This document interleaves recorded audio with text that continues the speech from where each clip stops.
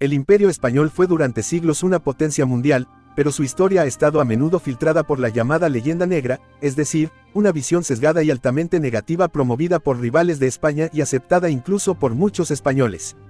Esta narrativa reduce la conquista y colonización a un cuento de intolerancia, saqueo y atraso, opacando los numerosos logros civilizatorios, jurídicos, culturales y sociales asociados al ciclo imperial hispánico. Para ofrecer una visión más rigurosa, integral y descolonizada, es necesario revisar estos tópicos a la luz de investigaciones recientes y de historiadores hispanistas como Marcelo Gullo, María Elvira Roca Barea, Miguel Ayuso, Pedro Insua, entre otros que han desmontado muchos mitos. A continuación se corrigen desequilibrios historiográficos comunes, destacando los aportes del Imperio Español y rebatiendo interpretaciones negrolegendarias sobre su economía, su tolerancia religiosa y las causas de su ocaso, para finalmente situar a este imperio en contexto comparativo con sus contemporáneos el Imperio Británico, francés, neerlandés, etc., de forma más ecuánime. Mapa del Imperio Español en su máxima extensión hacia 1790, con territorios en Europa, América, África, Asia y Oceanía. Este dominio transcontinental convirtió a España en la primera potencia verdaderamente global de la Edad Moderna, el imperio donde nunca se ponía el sol. Su expansión a lo largo de diversos continentes propició el primer proceso de globalización de la historia moderna, conectando por vez primera de forma continua las economías y culturas de Europa, América y Asia.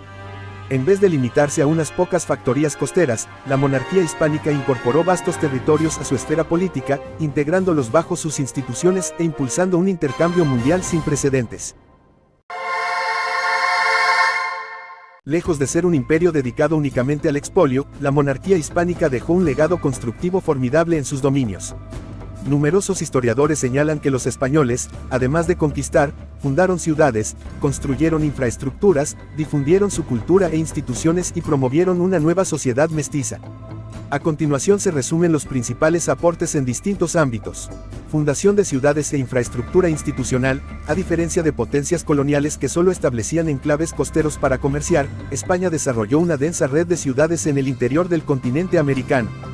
Desde el siglo XVI se fundaron centenares de urbes México, Lima, Bogotá, Quito, La Paz, Buenos Aires, etc., algunas en regiones inhóspitas, consolidando el control territorial y la vida urbana. Incluso en la primera fase de la conquista, conquistadores como Hernán Cortés erigieron hospitales y edificios públicos. Si España fue allí solo a matar y robar, ¿por qué sembró cientos de hospitales? Cuestiona Marcelo Gullo, señalando que varios hospitales fundados en tiempos de Cortés aún existen. Uno de ellos albergó la primera operación a corazón abierto en México. La fundación de ciudades continentales como Córdoba en Argentina demuestra la intención de quedarse y arraigar un nuevo orden político, en lugar de una mera explotación pasajera. Estas urbes venían dotadas de cabildos, ayuntamientos, audiencias y otras instituciones que replicaban un marco de gobierno local y justicia inspirado en el municipalismo castellano, cimentando una continuidad institucional sólida. Tal red institucional aseguraba la administración eficaz de vastos territorios y sentó las bases para la organización de las futuras naciones hispanoamericanas. Educación, universidades y ciencia. El Imperio Español realizó un extraordinario esfuerzo educador en sus provincias de ultramar. Se crearon escuelas indígenas bilingües o trilingües donde se enseñaba en castellano, latín, la lengua científica de la época, y la lengua nativa local, facilitando la asimilación cultural sin suprimir por completo las identidades originarias. La corona promovió tempranamente la fundación de universidades. Para 1551 ya funcionaban las universidades de México y Lima, entre muchas otras en Santo Domingo 1538, Bogotá 1580, etc., sumando 10 universidades en América cuando los ingleses apenas fundaban Harvard en 1636. Estos centros superiores formaron élites criollas ilustradas y produjeron avances en diversas áreas. De hecho, la ciencia y la técnica también echaron raíces. Las expediciones científicas ilustradas del siglo XVIII como la de Jorge Juan y Antonio de Ulloa, o la Real Expedición Botánica, y logros como la expedición de la vacuna de Balmis en 1803 para llevar la inmunización de la viruela a todo el imperio, muestran un afán de innovación. Se subraya a menudo que las universidades hispanoamericanas lograron importantes descubrimientos matemáticos, técnicos y científicos en la época. Esto desmiente la imagen de un imperio oscurantista. Al contrario, España facilitó la transferencia de conocimientos y la creación de una cultura académica en el Nuevo Mundo. Aportes jurídicos y derechos de los súbditos indígenas. En el terreno político-jurídico, la monarquía católica estableció un marco legal pionero para el gobierno de sus territorios. Las leyes de Indias compilaron desde 1680 una extensa normativa que regulaba la vida en América con principios teóricos avanzados para su tiempo, protección de indígenas, límites a abusos encomenderos, etc. Ya en 1542, la corona promulgó las leyes nuevas impulsadas por Fray Bartolomé de las Casas y juristas teólogos de la Escuela de Salamanca como Francisco de Vitoria, con el fin de abolir la esclavitud indígena y frenar las explotaciones extremas. Estas leyes, vertebradas por las aportaciones jurídicas de Francisco de Vitoria, reconocían la humanidad plena de los nativos y su derecho natural, sentando precedentes que algunos consideran germen del derecho internacional y los derechos humanos universales. Aunque no siempre se cumplieron a rajatabla, el solo hecho de su promulgación evidencia un debate moral único en las conquistas europeas del siglo XVI. Asimismo, la institución de la figura del defensor de indios y la subordinación de los conquistadores al poder real que exigía títulos legales de dominio fueron intentos de humanizar la conquista. En palabras de Roca Barea, mientras otros imperios practicaban la colonización sin trabas, la Inquisición española fue más garantista que muchos tribunales civiles de la época y la propia corona juzgó abusos coloniales, procesos a conquistadores como Núñez de Balboa, Ojeda o incluso un juicio póstumo a Cortés. Este entramado legal, con todos sus claroscuros, supuso un freno relativo a la arbitrariedad y un reconocimiento al menos teórico de deberes hacia los gobernados, muy adelantado para el contexto de los siglos XVI al XVII. Mestizaje y sincretismo cultural. Uno de los rasgos más destacados y originales del Imperio Español fue la creación de sociedades mestizas en América. Lejos de instaurar un régimen de apartheid racial, los hispanos fundieron su sangre con América, en palabras del expresidente argentino Juan Domingo Perón. Desde los primeros viajes, hubo un alto grado de mezcla étnica y cultural, españoles casándose con mujeres indígenas como el propio Cortés con doña Marina la Malinche, y luego con descendientes de africanos, generando una compleja sociedad de castas pero integrada gradualmente bajo un idioma, una fe y una lealtad comunes. Se calcula que millones de mestizos y castizos nacieron durante la época virreinal, conformando la mayoría de la población en muchas regiones hacia el siglo XVIII. Los criollos españoles nacidos en América convivían con mestizos, indígenas y negros libres bajo un sistema que, si bien estamental, permitía cierta movilidad a través de la hispanización, por ejemplo, indígenas nobles reconocidos como hidalgos, o mestizos que podían ingresar en corporaciones una vez legitimados. La religión católica facilitó un sincretismo notable, se amalgamaron devociones europeas con cultos nativos. La Virgen de Guadalupe en México es un caso paradigmático. La leyenda negra suele ignorar que en el territorio español el mestizaje fue amplio y la población nativa sobrevivió en gran número, mientras que en colonias anglosajonas los indígenas fueron desplazados o aniquilados. De hecho, historiadores señalan que es simplista atribuir el mestizaje español solo a la escasez de mujeres europeas. Muchos españoles se casaron y reconocieron a sus hijos mestizos, mientras los ingleses adquirieron la costumbre de exterminar a los nativos. Ese carácter integrador, aunque bajo la hegemonía cultural hispánica, dio lugar a nuevas identidades nacionales en Hispanoamérica que perduran hasta hoy, un aporte social y humano incuestionable del periodo imperial. Comercio global y primera globalización. El Imperio Español inauguró la era de los intercambios globales. Tras 1492, las rutas transoceánicas conectaron continentes de forma sostenida. El galeón de Manila enlazó América con Asia desde 1565, mientras la flota de Indias conectaba América con Europa anualmente. España creó un mercado imperial unificado donde circulaban metales preciosos, alimentos, manufacturas, personas e ideas a escala planetaria. Este flujo dio lugar a transformaciones económicas y demográficas mundiales. El intercambio colombino de especies agrícolas y ganaderas entre Viejo y Nuevo Mundo, por ejemplo. Autores contemporáneos denominan a este fenómeno la primera globalización, subrayando que la monarquía hispánica actuó como puente entre civilizaciones. No por nada, señalan, el Imperio Español cambió el mundo entero y fue el inicio de la primera globalización, siendo el eslabón clave en el primer encuentro entre China y Occidente vía Filipinas. Así, productos y conocimientos asiáticos llegaron a Europa vía Nueva España, mientras la plata americana lubricó el comercio con Oriente. Esta integración comercial, aunque bajo monopolio controlado por la corona, supuso el origen del mercado mundial moderno. Culturalmente, la globalización hispánica difundió el castellano, la fe católica, las leyes y costumbres españolas por medio mundo, al tiempo que Europa conoció bienes exóticos, sedas, especias, chocolate, patata, maíz y el propio mapa mental europeo se expandió. En suma, el legado del Imperio Español incluye haber tejido por primera vez una red planetaria permanente de intercambio, un logro civilizatorio de primer orden. Después de reconocer los numerosos aportes del Imperio español, es importante matizar o refutar ciertos mitos muy arraigados en la historiografía tradicional de corte negrolegendario. Entre ellos destacan la idea de que España y sus colonias se quedaron económicamente atrasadas, que fue un imperio singularmente intolerante en lo religioso, o que su colapso se debió exclusivamente a ineptitud o decadencia interna. Veamos cada punto a la luz de evidencias históricas. Atraso económico endémico. La imagen de una España imperial pobre, anticuada y arruinada por el oro de América. Teoría del oro fácil que impidió el desarrollo requiere matices. Investigaciones recientes sostienen que, durante buena parte de su existencia, la economía imperial hispánica fue dinámica y efectiva en sus propios términos. El historiador B. Jun Casalilla, por ejemplo, concluye que el desempeño económico de España y Portugal fue bastante eficiente al menos hasta mediados del siglo XVII, desmintiendo que su hegemonía temprano e moderna se cimentara sobre estructuras inherentemente atrasadas. De hecho, medir el éxito solo por la posterior revolución industrial británica es anacrónico. Hasta 1700 España sostuvo guerras costosas en múltiples frentes e igualmente financió un inmenso imperio ultramarino. En América, las colonias españolas no eran más pobres que las de otras potencias, sino al contrario, los territorios españoles en América eran, hasta la independencia, más desarrollados y poblados que los territorios ingleses en América.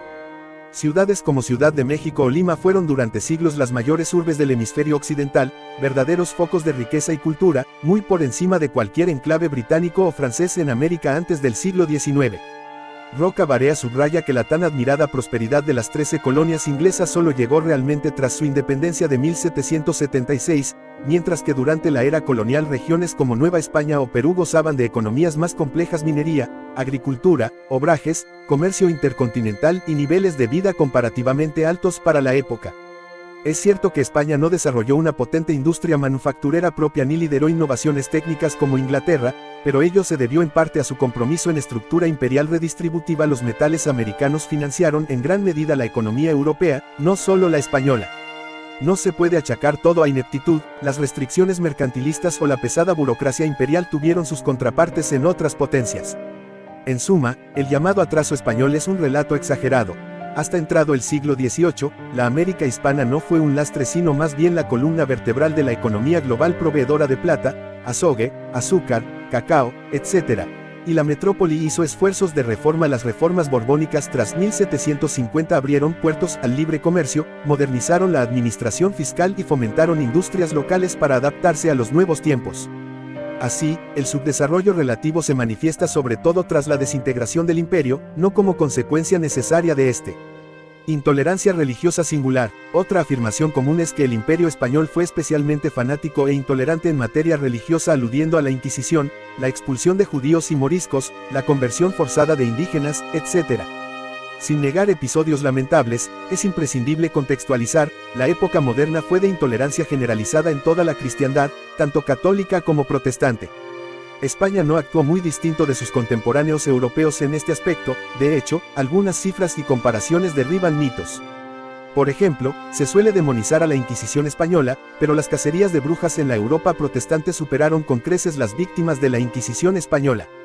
Países como Alemania, Suiza, Inglaterra o las colonias puritanas de Norteamérica ajusticiaron a decenas de miles de supuestas brujas en los siglos XVI y XVII, algo prácticamente inexistente en los dominios hispánicos, donde la Inquisición desconfiaba de la brujería y prefería penas leves para esos casos.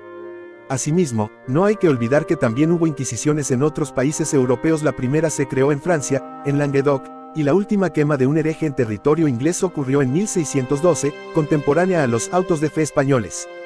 En Inglaterra, la persecución religiosa fue feroz bajo los Tudor. La anglicana Isabel I ordenó la ejecución de unos 800 católicos en solo una década, de 1559 a 1569, y antes, su hermana católica María I había mandado a la hoguera a unos 284 protestantes. Estos hechos demuestran que la intolerancia religiosa era regla de la época, no un vicio exclusivo español. Ahora bien, el Imperio español, al ser confesionalmente católico, se impuso la conversión al catolicismo en sus dominios, pero tras la fase inicial violenta, adoptó una postura de integración de los conversos. Los pueblos indígenas, una vez bautizados, eran considerados legalmente vasallos con derechos, no ciudadanos plenos europeos, pero tampoco esclavos. De hecho, el catolicismo fue instrumento de cohesión. Los misioneros aprendieron lenguas nativas, defendieron en ocasiones a los indígenas de encomenderos y crearon una religiosidad mestiza que perdura. Lejos de practicar un genocidio religioso, España permitió la supervivencia de multitud de prácticas culturales locales bajo un barniz cristiano, creando un mosaico único. Por supuesto, hubo coerción, extirpación de idolatrías violentamente en ciertos periodos, discriminación a judíos y musulmanes peninsulares, pero en comparación, la colonización anglosajona mostró menos interés evangelizador y mayor segregación. En las colonias inglesas de Norteamérica no se hizo un esfuerzo equivalente de convertir y asimilar a los nativos, sino que fueron desplazados sin contemplaciones. Además, los descendientes de africanos en las colonias españolas, al abrazar el catolicismo, solían obtener la manumisión más frecuentemente que en las colonias protestantes. Cabe añadir que el discurso de supremacía racial fue menos pronunciado en el mundo ibérico debido a la doctrina cristiana universalista. Por ejemplo, el racismo pseudocientífico del siglo XIX no tiene antecedente directo en la era imperial española, donde la preocupación era más la pureza de fe que la raza en sentido biológico. En resumen, la supuesta singular intolerancia española es un mito. Todos los imperios de la época impusieron sus credos y persiguieron disidencias, y en ciertos aspectos como la persecución de brujas o minorías protestantes las potencias del norte superaron a España en fanatismo. La diferencia es que los rivales de España enfatizaron propagandísticamente los excesos hispanos para manchar su reputación, mientras minimizaban los propios. Un análisis ecuánime reconoce errores. La Inquisición española ejecutó a varios miles de personas a lo largo de 3 siglos, algo condenable hoy, pero rechaza la caricatura de un imperio español especialmente intolerante en contraste con unos colonizadores anglosajones tolerantes, porque tal contraste es históricamente falso. Colapso por decadencia e ineptitud interna. La caída o el ocaso del imperio español es a menudo atribuido, en visiones simplistas, a la propia decadencia de España, corrupción, ineptitud, fanatismo o indolencia que la habrían hecho colapsar desde dentro. Esta interpretación, heredera en parte de la propaganda ilustrada anti-española Voltaire, Montesquieu y otros repitieron tópicos de pereza y atraso hispano, ignora los factores externos y la resiliencia que realmente caracterizaron a la monarquía hispánica en su larga duración. En primer lugar, el siglo XVII fue una época de crisis general en gran parte del mundo. La crisis general del siglo XVII afectó a imperios tan dispares como el otomano, el safávida, la China Ming que cayó, y varias potencias europeas. España afrontó desafíos formidables, guerras interminables contra potencias emergentes: Holanda, Inglaterra, Francia, bancarrotas estatales, declive demográfico por pestes y emigración, y pérdida de la hegemonía europea tras la Paz de Westfalia en 1648. Aún así, logró conservar la integridad de su vasto imperio de ultramar. Es revelador que durante esa centuria difícil no se perdiera ni una sola de las grandes posesiones americanas o asiáticas. La solidez territorial del imperio en América se mantuvo incólume. La estructura administrativa, los virreinatos de Nueva España y Perú con sus audiencias subordinadas soportó la tormenta intacta, lo que habla de una continuidad institucional notable. De hecho, tras la crisis, vino una recuperación bajo los Borbones en el siglo XVIII. La nueva planta centralizó y modernizó el Estado tras la Guerra de Sucesión 1701 de 1714, se crearon nuevos virreinatos: Nueva Granada en 1717, Río de la Plata en 1776, para mejorar el gobierno, y las reformas borbónicas dinamizaron la economía imperial. Liberalización del comercio americano en 1778, reorganización fiscal y militar. Este esfuerzo reformista demuestra que no todo fue inmovilismo ni ineptitud. España intentó adaptarse a los tiempos, con cierto éxito parcial. La segunda mitad del siglo XVIII se considera una ilustración hispano-católica tardía, con repunte económico en Cuba, Río de la Plata, Nueva España, etc. Por supuesto, había problemas estructurales: dependencia de metales preciosos, tensiones sociales, criollos peninsulares, rigideces burocráticas, pero ninguna potencia colonial era perfecta. Entonces, ¿por qué cayó el imperio a comienzos del XIX? Aquí entran factores externos decisivos. Las ideas ilustradas y las independencias americanas tuvieron mucho más que ver con la influencia de la Revolución Americana en 1776 y francesa en 1789, sumadas a la intervención directa de Gran Bretaña que apoyó a independistas y, sobre todo, la invasión napoleónica de España en 1808, que descabezó la autoridad legítima. Fue en ese vacío de poder que las élites criollas, hasta entonces leales, aprovecharon para autogobernarse y finalmente separarse. No fue la ineptitud intrínseca la que derribó el imperio, sino una convergencia de circunstancias históricas. España, tras siglos de liderazgo, quedó rezagada industrialmente frente a una Inglaterra pujante y a una Francia revolucionaria. Sus fuerzas se agotaron tras guerras mundiales como la de los 7 años, 1756 a 1763, donde perdió brevemente La Habana y Manila ante los ingleses, y cuando intentó reaccionar ya era tarde. Aún así, hay que recalcar que el modelo imperial persistió hasta bien entrado el siglo XIX. Después de la pérdida de la América continental en 1820, España mantuvo Cuba, Puerto Rico, Filipinas y otras islas hasta 1898, y su influencia cultural en Hispanoamérica siguió vigente. La caída fue más bien un desmembramiento político forzado por la modernidad y la presión extranjera, no un colapso espontáneo por incapacidad absoluta. De hecho, algunos analistas sugieren que, de no haber mediado la invasión francesa, es posible que buena parte de Hispanoamérica hubiese permanecido vinculada a la corona varias décadas más con reformas que otorgaran más autonomía, como de hecho se planeaba en la Constitución de Cádiz de 1812. En definitiva, la visión de un imperio español hundido por sus propios vicios es tan caricaturesca como la leyenda negra. La realidad muestra un imperio longevo y tenaz, que supo adaptarse en gran medida a los retos hasta que la coyuntura mundial lo sobrepasó. Hablar solo de ineptitud interna invisibiliza la responsabilidad de las potencias rivales que desde el siglo XVI socavaron a España con guerras y propaganda y de las nuevas ideas que prendieron en América. Como bien apunta Gabriela Calderón resumiendo a Roca Barea, las naciones hispanoamericanas independientes a veces usaron la leyenda negra como chivo expiatorio de sus propios fracasos posteriores, culpando al legado español de todo mal en vez de asumir sus errores en siglos XIX y XX. Esta simplificación ha empañado la comprensión de la complejidad del fin del imperio.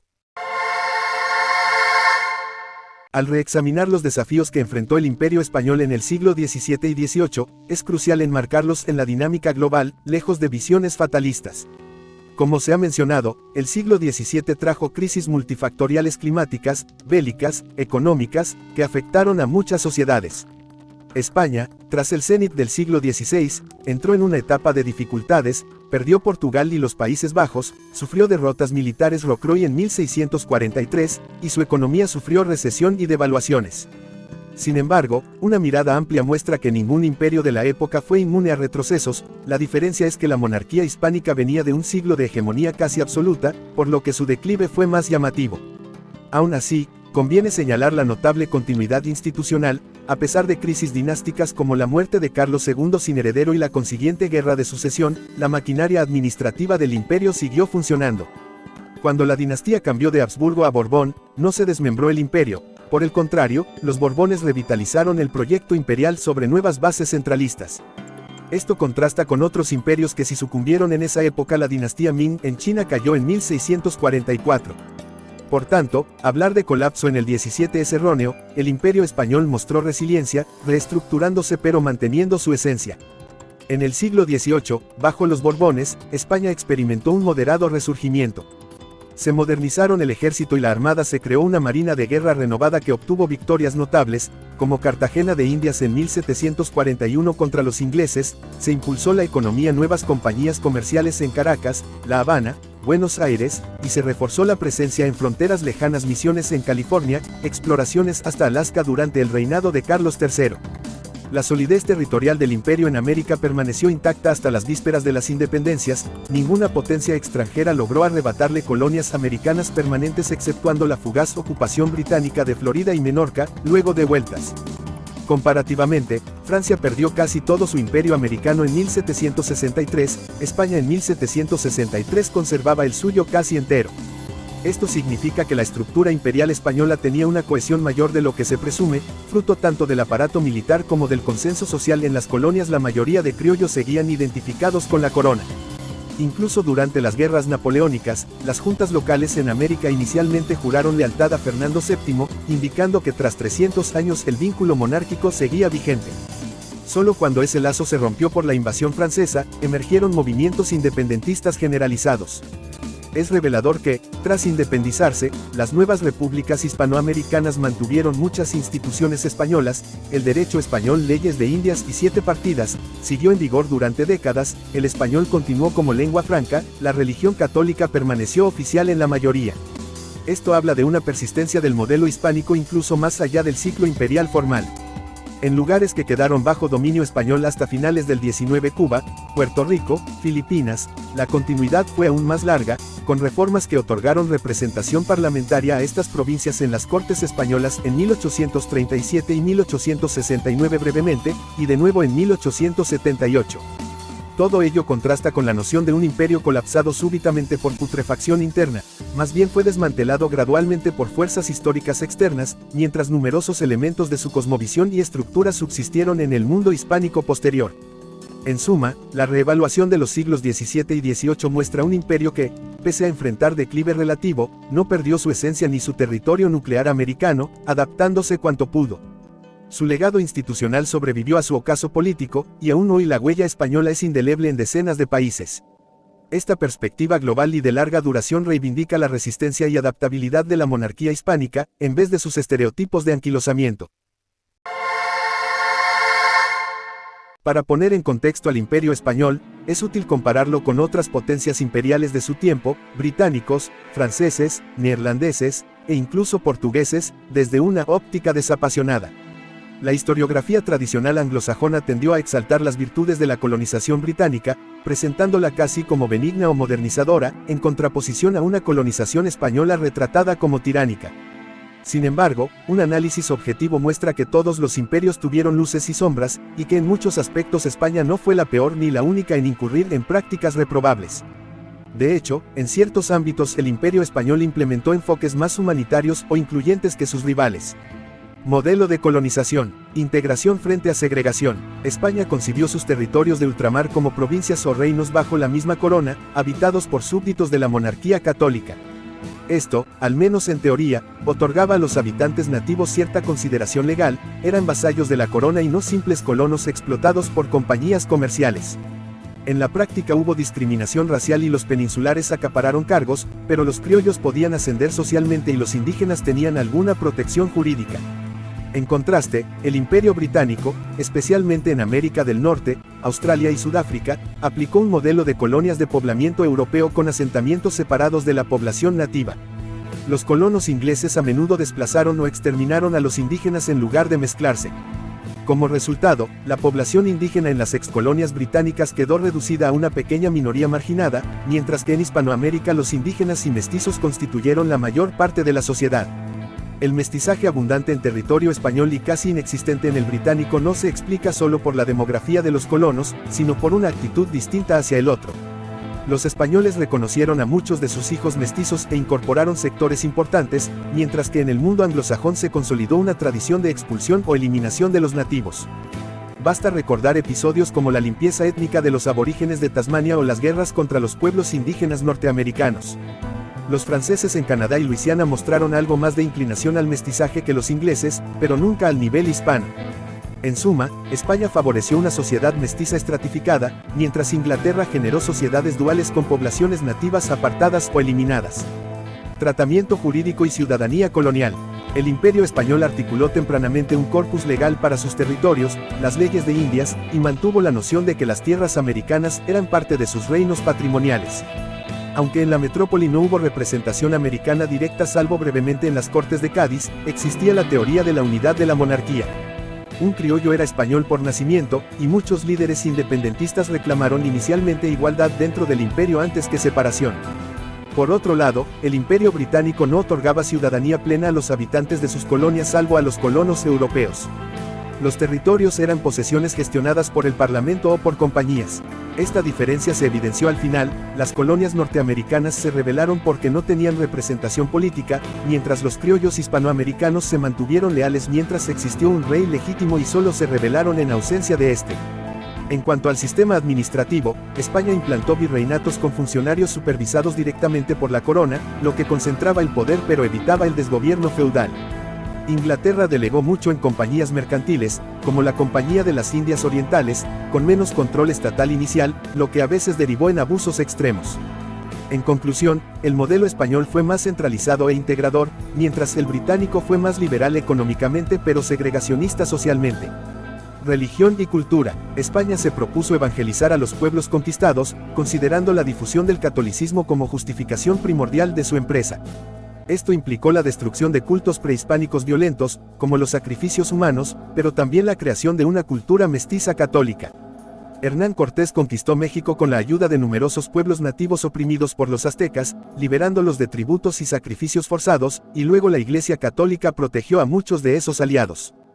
La labor educativa de misioneros produjo gramáticas de lenguas indígenas, escuelas de artes y oficios, y una síntesis artística única, como el barroco mestizo andino o la imaginería guaraní de las misiones jesuíticas. En cambio, en el mundo anglosajón la colonización fue acompañada de sectarismos distintos. Los puritanos en Nueva Inglaterra no hicieron esfuerzos comparables por integrar masivamente a los nativos, a quienes veían como obstáculos en tierras prometidas. No existen en Norteamérica equivalentes culturales o religiosos semejantes a los grandes santuarios mestizos de México o Perú. Ningún imperio practicó la libertad religiosa en el sentido moderno, pero la diferencia radica en que España integró a la población colonizada dentro de su fe, mientras otros imperios tendieron a excluir al diferente. Culturalmente, el legado hispano produjo sociedades mestizas hispanoparlantes, mientras el legado británico generó sociedades angloparlantes de origen principalmente europeo. Economía y desarrollo colonial. España organizó sus dominios bajo un régimen mercantilista. Las colonias proveían materias primas y compraban manufacturas en un circuito controlado por el Estado. Inglaterra y Holanda adoptaron desde el siglo XVII un capitalismo comercial agresivo centrado en ganancias vía comercio y plantaciones esclavistas. Mientras en Hispanoamérica la corona limitó la esclavitud indígena e intentó regular el trabajo, en las colonias británicas del Caribe floreció un sistema esclavista aún más brutal. España participó en la trata africana, pero abolió oficialmente el comercio negrero en el siglo XIX, aunque su aplicación fue parcial. Inglaterra abolió la trata antes y luego presionó a otras potencias. Se argumenta que las excolonias británicas prosperaron más, pero esa comparación depende de factores geopolíticos y demográficos. Los dominios británicos más exitosos fueron aquellos de colonización europea masiva, mientras territorios como India o África quedaron desindustrializados o empobrecidos. Algunos estudios señalan que hasta 1800 las regiones españolas de América estaban mejor equipadas en infraestructura y capital humano que regiones coloniales británicas comparables.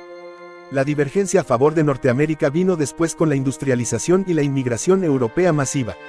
En definitiva, achacar las diferencias modernas solo a la herencia colonial es problemático.